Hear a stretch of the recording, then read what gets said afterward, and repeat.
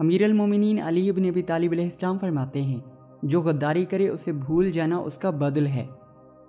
انسان کی فطرت ہے کہ جب کچھ مدت کسی خاص جگہ یا خاص افراد کے ساتھ زندگی گزارتا ہے تو اس سے علیحدگی پر غمگین ہوتا ہے، اور جن سے دوستی کا دعوے دار ہوتا ہے ان سے جدائی کو برداشت نہیں کر سکتا۔ دوستی کے روپ میں متعدد افراد بے وفائی و غداری کر جاتے ہیں، اور کچھ لوگ اس غداری کو نہیں بھلا پاتے۔ امیر المومنین علی ابن ابی طالب علیہ السلام یہاں زندگی کا ایک اصول واضح فرما رہے ہیں کہ ان سے محبت کی اپنی اہمیت ہے، مگر جب کسی کی طرف سے دھوکہ، خیانت اور بد عہدی و بے وفائی ہو تو اسے سزا دینا ضروری ہے، اور اس کی سزا یہ ہے کہ آپ اس سے بالکل الگ ہو جائیں اور یوں سمجھیں کہ وہ کبھی آپ کی زندگی میں تھا ہی نہیں،